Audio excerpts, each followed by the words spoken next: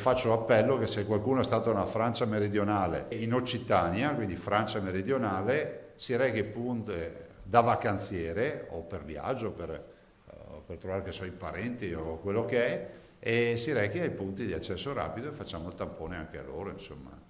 L'ultimo appello del governatore Zaia riguarda i turisti veneti che stanno rientrando dal sud della Francia, tra Tolosa e Ariège. Qui il Covid sta preoccupando le stesse autorità d'Oltralpe, mentre a Venezia si sta studiando un'ordinanza apposita che andrà a integrare l'obbligo di tampone per chi rientra da Spagna, Malta, Grecia e Croazia. Croazia che c'è da dire resta il paese più colpito, come dimostra il dato record che arriva dal Trevigiano: 35 positivi rientrati dal paese balcanico individuati in sole 24 ore. Oggi il tema vacanzieri è un tema che pesa, perché trovarsi a Treviso 35 persone che non si conoscono tra di loro, che vengono tutte dalla Croazia e sono tutte positive, capite che ci dà un indicatore non da poco. L'ordinarietà è stata superata da quello che è la straordinarietà, ovvero questi vacanzieri che rientrano. Non a caso l'emergere di nuovi focolai e il tracciamento dei contatti dei nuovi infetti, il cosiddetto contact tracing, ha portato quasi al raddoppio degli isolamenti in Veneto. Rispetto al 18 maggio, 3 mesi fa, data della fine del lockdown, si è passati da 3.870 persone a 6.565.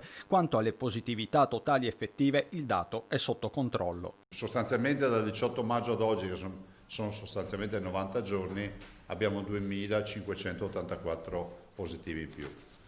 Questo, continuo a dirlo, è in merito al fatto che noi cerchiamo, tanto è vero che vedete che abbiamo 1.400.000 tamponi. Se non fai i tamponi non trovi i positivi, qualcuno ancora non l'ha capito in giro per l'Italia, ma 1.789 i positivi attuali in tutto il Veneto, pari al 27% delle persone in isolamento. Di questi sintomatici superano di poco il 2%, 8 invece i soggetti in terapia intensiva, quasi tutti con patologie pregresse, come la bambina di 5 anni ricoverata a Padova. la patologia che era portata all'interno della terapia intensiva a cure intensive è di tutt'altra origine.